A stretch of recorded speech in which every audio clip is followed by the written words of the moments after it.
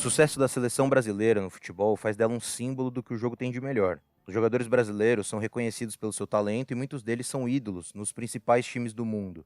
Mas na esteira desse sucesso, os brasileiros também ganharam protagonismo nos bastidores do esporte. Não à toa, um brasileiro, João Avelange, foi presidente da FIFA por 24 anos, de 1974 a 1998, o segundo mais longo da entidade.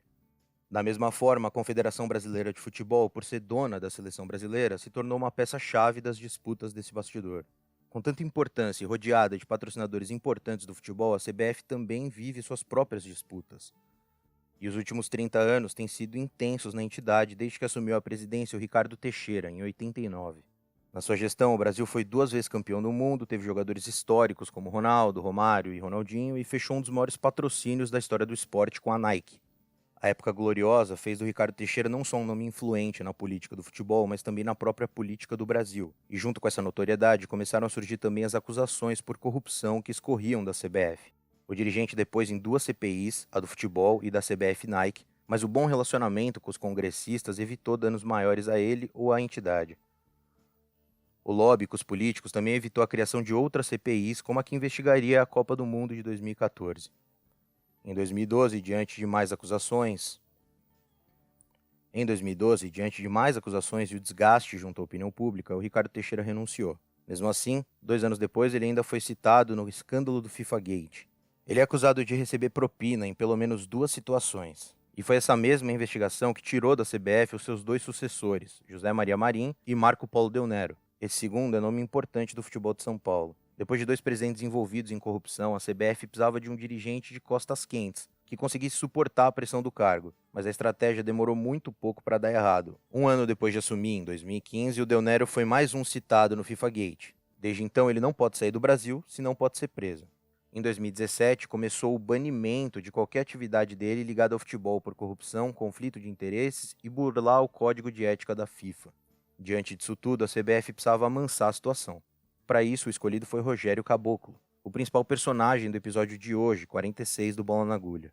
De um perfil diferente dos anteriores, Caboclo tinha a única missão de afastar a CBF dos holofotes, mas as notícias recentes dão conta de que a situação ainda não está tão calma por lá. No episódio de hoje, vamos explicar a turbulência recente que tomou conta da CBF e como ela recolocou em pauta os velhos dirigentes da confederação.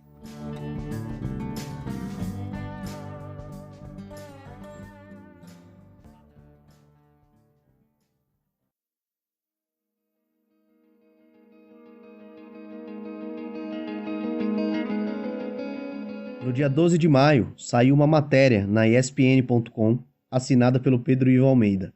Nela, o jornalista afirma que Rogério Caboclo, presidente da Confederação Brasileira de Futebol, a CBF, vive o momento mais desgastante da sua gestão à frente da entidade, a ponto de estar mais próximo de uma ruptura.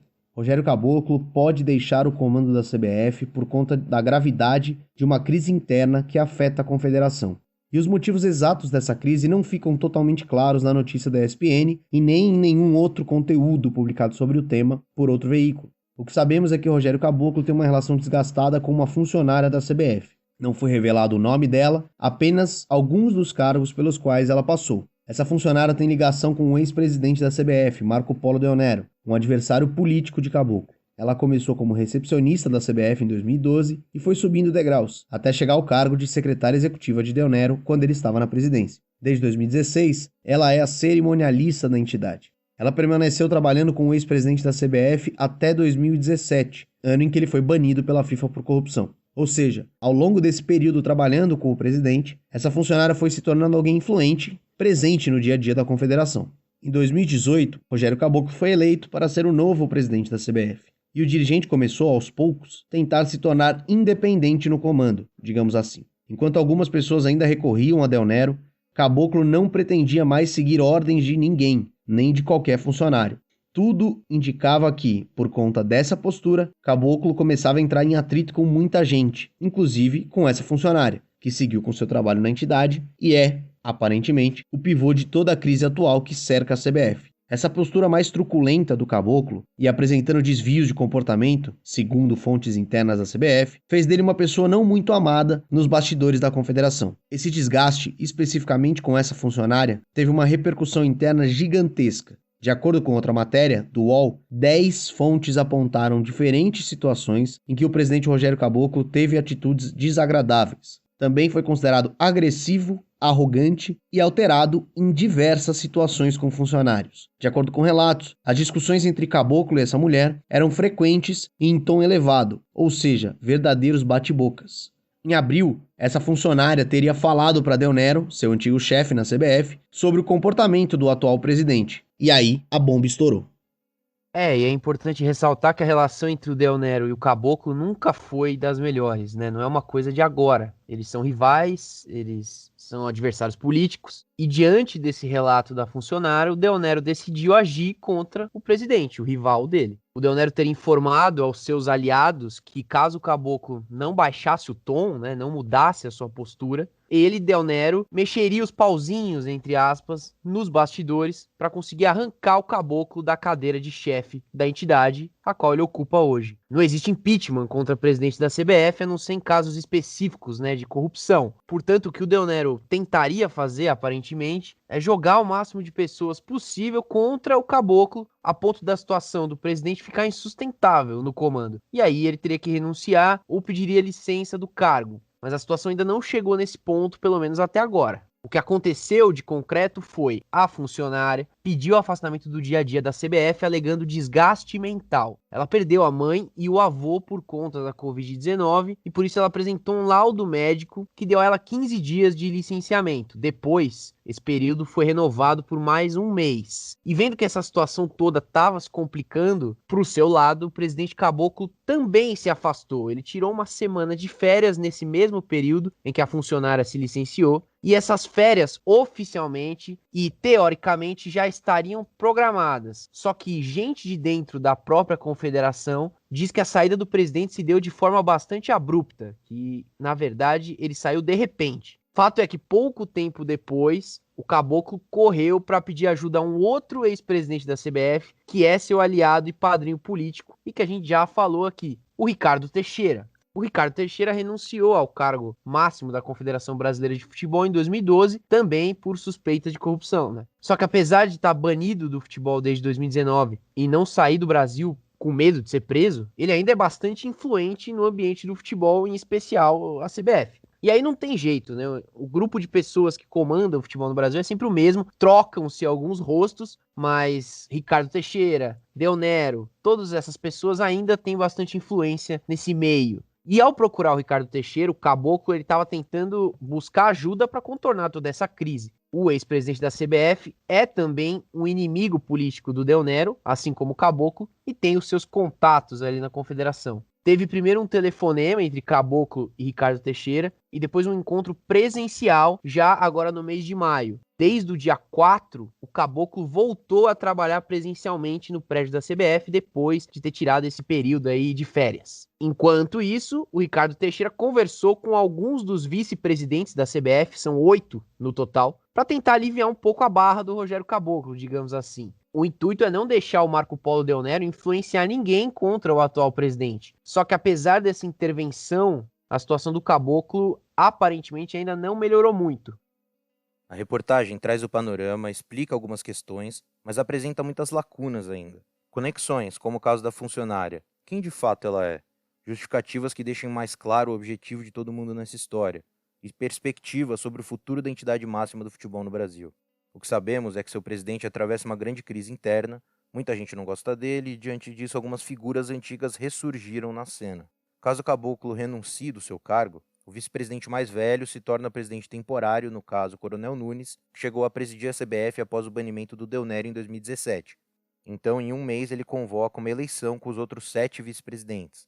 Necessariamente, um deles será eleito o próximo mandatário da entidade. Se o Caboclo renunciar, a eleição é imediata e se torna ainda mais aberta porque não há tempo para articulações em torno do Coronel Nunes ou de outro candidato. E para encerrar essa parte da matéria em si, todos os protagonistas aí citados, Ricardo Teixeira, Caboclo, Del Nero e a funcionária, foram procurados pela reportagem. Só o Del Nero respondeu com uma frase curta, abre aspas, "Tô fora da administração do futebol até que meu recurso junto ao CAS, Corte Arbitral do Esporte, seja julgado." Os demais não responderam. Fica então a expectativa sobre quais novas notícias vão surgir a respeito do caso.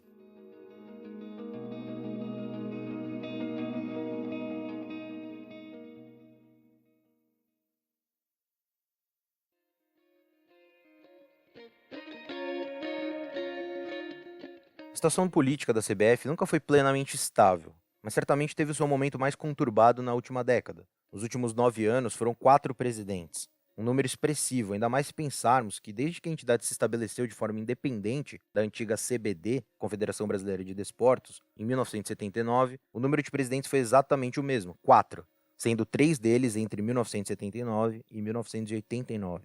Entre 89 e 2012, a CBF foi comandada por Ricardo Teixeira, e foi justamente nesses 23 anos de mandato que diversos episódios balançaram o futebol brasileiro. Teixeira assumiu a CBF sem nenhuma experiência como dirigente esportivo.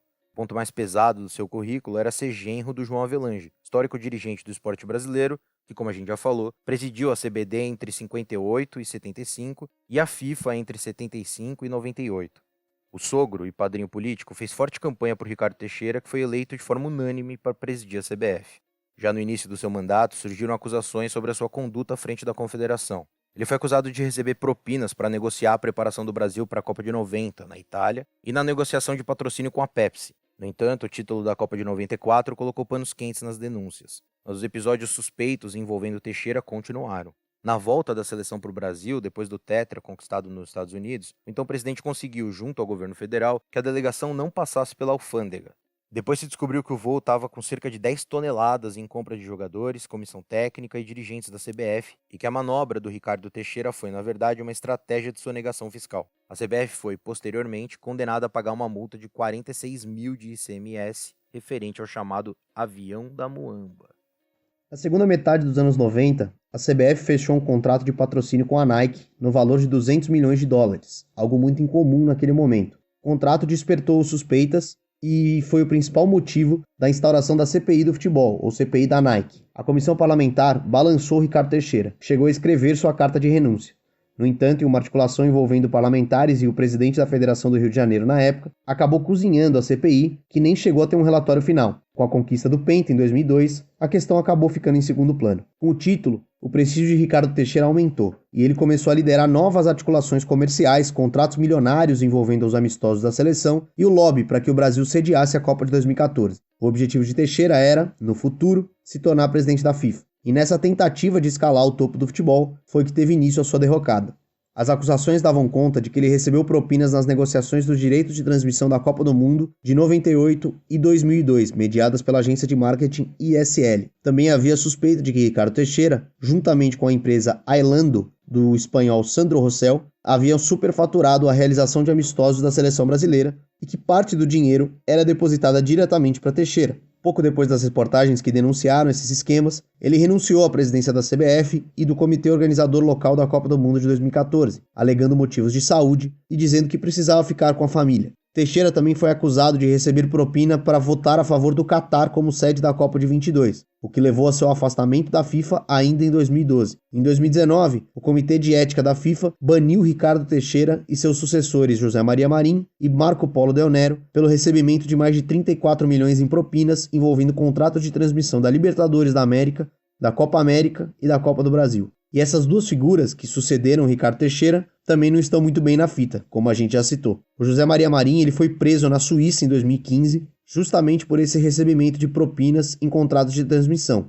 Ele ficou por 2 anos em prisão domiciliar, em Nova York, no seu luxuoso apartamento na Trump Tower, até a condenação definitiva em 2017. Foram mais 3 anos preso nos Estados Unidos até o início de 2020, quando ele foi liberado para voltar ao Brasil em função da pandemia. Marim tem 88 anos e, segundo a juíza que o liberou, está com a saúde deteriorada. Só que acontece que o Ricardo Teixeira e o Marco Polo Del Nero, que foram acusados no mesmo esquema de Marim, não foram julgados e dificilmente serão. Isso porque as acusações foram feitas pela justiça de outros países, como Suíça, Espanha, Estados Unidos. E como o Brasil não extradita cidadãos brasileiros, enquanto Teixeira e Del Nero estiverem por aqui, ou em países que não têm acordo de extradição com os Estados Unidos, eles não vão ser presos. Com isso tudo acontecendo, como a gente falou no começo, aparece o Rogério Caboclo como uma opção para botar panos quentes na CBF. O objetivo principal era atenuar a rejeição da opinião pública em relação à confederação. E a gente não pode esquecer que alguns anos antes da eleição do Caboclo, o Brasil tinha protagonizado o maior vexame da sua história dentro de campo, perdendo por 7-1 para a Alemanha na semifinal da Copa do Mundo. Isso também entra na conta. Não existia mais o sucesso da seleção vitoriosa em campo para maquiar os problemas internos que sempre existiram na CBF. Ainda que tenha realmente aparecido menos para a mídia do que seus antecessores, a gestão do Caboclo foi alvo de disputas desde o momento da eleição. Primeiro que o pleito quase foi anulado pela justiça por causa de uma mudança no estatuto que mudava o peso dos votos na eleição. A mudança reduziu o peso dos votos dos clubes da primeira e da segunda divisão do Brasil, mas manteve o mesmo peso dos votos das federações estaduais. E os clubes não foram convocados para a Assembleia que decidiu isso. O Ministério Público então levou o caso ao Tribunal de Justiça do Rio, alegando que a CBF desrespeitou o estatuto do torcedor ao faltar com os princípios da publicidade e da transparência. A CBF contestou, dizendo que o estatuto não pode ser aplicado para mudanças no regimento interno da entidade. E aí o caso não avançou mais desde então. Mais recentemente, o Caboclo voltou a ter destaque na mídia por causa da pandemia. Desde o início da pandemia, em fevereiro de 2020, muito se discutiu sobre a situação do futebol brasileiro. Inclusive, a gente discutiu muito aqui no Bola na Agulha. Inicialmente, houve uma paralisação que durou de março a junho. Não teve jogo no Brasil nesse período. Mas quando o futebol voltou, a CBF, em conjunto com as federações e os clubes, trabalhou ativamente para que nenhuma partida deixasse de acontecer. E o Rogério Caboclo foi um dos protagonistas desse processo.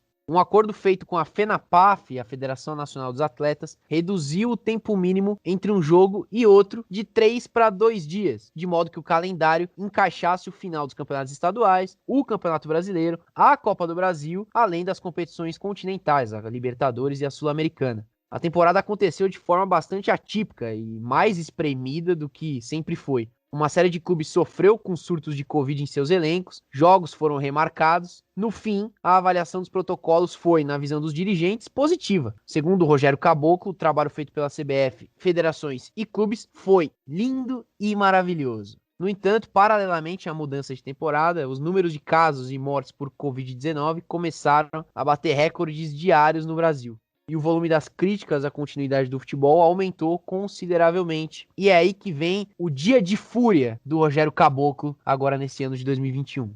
E numa reunião com dirigentes de clubes no dia 10 de março, quando campeonatos estaduais estavam ameaçados de suspensão por causa da pandemia, o Caboclo defendeu a continuidade do futebol. Disse ainda que a Globo também defendia e arrematou com, abre aspas, "Vocês estão fodidos se a gente não tiver campeonato." O vídeo da reunião foi publicado pelo jornalista Vene Casagrande e gerou muitas críticas ao Caboclo. Mas bom, horas depois da crise vir à tona na reportagem da ESPN, o presidente, Rogério Caboclo, participou de um encontro institucional com dirigentes de Avaí, Náutico e Vitória. A pauta foi o desenvolvimento do futebol brasileiro, com foco na Série B, divisão em que as 3 equipes atuam. Foi um evento presencial que durou o dia todo na própria sede da CBF. No dia seguinte, quinta-feira, dia 13, ele também compareceu a uma reunião ordinária da Conmebol, a entidade que organiza a Libertadores da América. As ações pareceram uma tentativa do presidente em mostrar certa normalidade na sua rotina, apesar do clima estar pesado por lá. E isso começou ainda na semana anterior à reportagem. Logo que voltou a trabalhar, no dia 4, como a gente já falou anteriormente, o Caboclo recebeu o técnico do Vasco, Marcelo Cabo. A CBF fez questão de postar foto do encontro, que foi realizado respeitando os protocolos de segurança em função da pandemia. Ou seja, apesar da realidade conturbada dentro da própria CBF, o objetivo do presidente e da entidade é não externar qualquer tipo de problema. O assunto relacionado à funcionária e aos episódios de desequilíbrio do presidente não foram citados em nenhum momento pela confederação. Vida normal, em teoria, apesar de já ser assunto público as rusgas e as disputas políticas dentro da entidade. Mas apesar da sensação de normalidade que o Caboclo e seus aliados tentam passar, a oposição já parece estar abrindo o olho. Se a situação do atual mandatário da CBF piorar, ele pode acabar fora do cargo. Nesse caso, um dos 8 vice-presidentes, o mais velho, como a gente disse, o Coronel Nunes, é o responsável por convocar novas eleições. E o Coronel é um grande aliado do José Maria Marinho e do Marco Polo Deonero, que a gente falou agora há pouco. As especulações sobre as eleições já começaram a ter até um favorito para subir ao cargo caso o Caboclo saia, o Castelar Neto, que é um dos vices, ex-presidente da Federação Mineira de Futebol e também aliado do Marco Polo Deonero. Se o Caboclo não amansar a oposição, as movimentações tendem a crescer nas próximas semanas. A chance não é tão grande dele cair, mas a gente pode ter mudanças no comando da CBF em breve. Em meio à pandemia, às vésperas de uma Copa do Mundo, o futebol brasileiro mostra que nunca esteve monótono como queria parecer. Bom, e a gente chega agora ao nosso quadro para falar sobre as redes sociais, sobre os assuntos que dominaram a semana e que de alguma forma impactaram nas pessoas, assuntos esses relacionados ao futebol. E nessa última semana, antes desse episódio 46, o que dominou o Twitter foi a questão envolvendo o Gilberto Nogueira, o popular Gil do Vigor, ex-participante do Big Brother Brasil, quarto colocado. Acontece que o Gil foi convidado pelo Sport Recife de Pernambuco, que é o time dele do coração, para conhecer o clube, fazer uma visita ao estádio, à loja oficial e também, claro, para fazer uma ação publicitária, né? Algo que fosse compartilhado com os torcedores. E aí ele gravou um vídeo dentro da Ilha do Retiro, o estádio do esporte, fazendo a dancinha dele, que ficou famosa. E esse vídeo foi compartilhado nos perfis do time e fez o maior sucesso, teve mais de 1 milhão de visualizações. Só que alguns senhores, se é que a gente pode chamar assim, não gostaram desse conteúdo. Primeiro vazou um áudio do conselheiro Flávio Cury, no qual ele era extremamente homofóbico. Entre as genialidades, só que não, disparadas pelo Cury, o fato do Gil dançar dentro do estádio, que seria um desrespeito, uma desmoralização à instituição, que todo mundo ia achar que no esporte só tem viado, nas palavras do Cury, entre outras coisas que não vale a gente repercutir. Quem quiser pode procurar tudo que ele falou aí na internet. Esse áudio foi dito num grupo de conselheiros do clube. E de imediato, Romero Albuquerque, que é deputado, que também faz parte desse grupo aí de WhatsApp, vazou o áudio e depois ainda pediu a expulsão do Cury. Também foi rápida as reações nas redes sociais, tanto no Twitter quanto no Instagram e no Facebook também. Subiram as hashtags Fora Cury e hashtag Gil merece respeito, além da tag Força Gil e alguns outros termos aí relacionados ao esporte, ao Gil e ao conselheiro em si. Foi muito grande a revolta e os pedidos de expulsão desse cidadão, desse conselheiro Flávio Cury, por parte da sua torcida e por outras torcidas também, praticamente todo mundo. Para piorar, outro conselheiro do esporte, que também faz parte desse grupo de WhatsApp, Renan Valeriano, mandou um áudio nesse mesmo grupo e que também vazou, foi vazado, né? E nesse áudio ele concordava com as palavras do Cury. Enfim, tudo isso aconteceu, o Gil se pronunciou a respeito, né? Foi o primeiro caso de homofobia que ele sofreu depois de sair do Big Brother e que veio a público. E aí o esporte acabou respondendo aos seus próprios conselheiros através de posts nas redes sociais, no qual pregava o respeito ao Gil, pregava que ele representa a instituição, falando contra a homofobia, e essas ações também entraram em campo no jogo do esporte, no último jogo do esporte, contra o Náutico, no empate por 1-1. Os jogadores entraram com as camisas, com o nome respectivo de cada jogador e a inscrição do Vigor colocada embaixo do nome, né? Então, por exemplo, Thiago Neves, do Vigor, Trellis, do Vigor. E os jogadores também comemoraram com a dancinha do Gil no gol do esporte. Depois de toda essa reação, o glorioso conselheiro Flávio Cury veio pedir desculpa. Ele disse que se ele atingiu alguém, ele pede desculpa. Aquelas desculpas realmente patéticas que as pessoas tentam dar depois de falarem bastante groselha. Isso dominou completamente a semana. É uma coisa que envolve o futebol e ainda envolve uma figura pública agora, que é o Gil do Vigor, que acabou de sair do Big Brother, então ele ainda tá no ápice da sua fama. E então é óbvio que isso iria dominar as redes sociais. A gente também falou sobre o assunto nos nossos perfis, e é nítida como a procura pelos termos, o interesse público das pessoas em saber exatamente o que aconteceu foi gigantesco. Foi um volume de comentários, um volume de compartilhamentos e de interações absurdo, e claro que isso aconteceu com todo mundo que falou sobre esse assunto, que esteve bastante em alta aí nos últimos dias. E até agora também, com as ações aí acontecendo.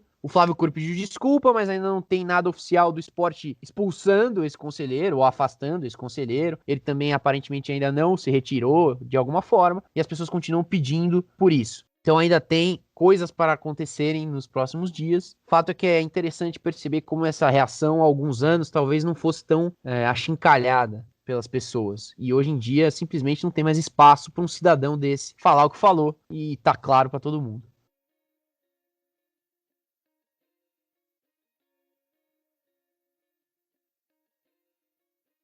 E no dia 17 de maio também foi o Dia Internacional da Luta contra a LGBTfobia. Vários clubes postando fotos nas suas redes sociais sobre o tema, pedindo respeito e tudo mais. Então isso também corrobora com tudo que aconteceu com o Gil, que as datas foram muito próximas.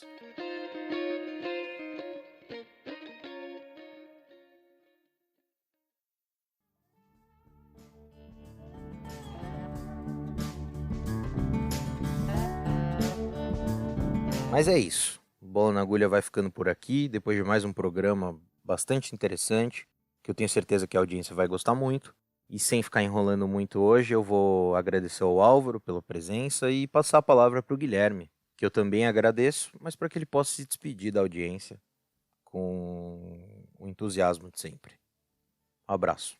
Entusiasmo é esse que só existe por estar aqui na presença dessas grandes figuras, tanto vocês, ouvintes, que são grandes figuras, né? E quanto meus companheiros de bancada, Gabriel de Campos e Álvaro Lugolo Neto, o rei da voz, para quem eu passo a palavra, porque a gente está aí tentando bater metas nas redes sociais, não é verdade, Álvaro?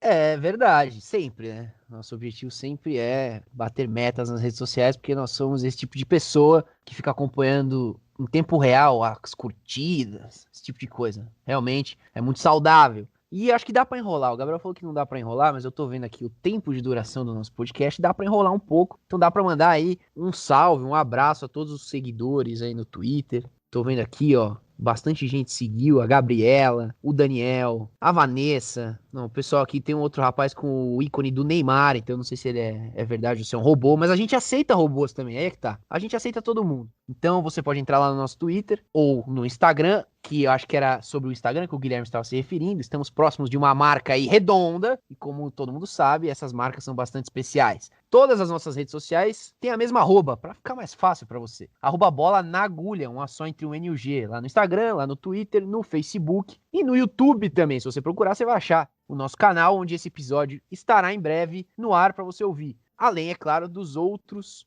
tocadores de podcast, o que você preferir. Escute o programa e siga a gente nas redes sociais, porque o conteúdo tá ficando cada vez mais divertido, ficando cada vez mais legal de acompanhar. E é isso. Então enrolei, mandei abraços, o Gabriel está em choque e ele vai terminar o programa agora.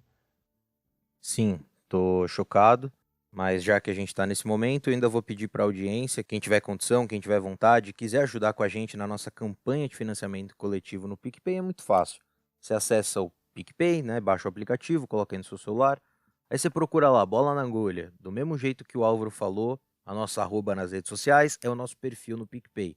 E aí vão ter vários planos de assinatura que você pode escolher e todo mês você deposita uma quantia pra gente do que você achar justo, do que você achar que a gente merece, se você tiver condições de ajudar nesse momento tão triste do nosso país. Mas é isso, siga a gente nas redes sociais, ouçam os programas e ajudem a gente no PicPay se você tiver condição e vontade. O Bola na Agulha vai ficando por aqui, um grande abraço para todo mundo e até semana que vem.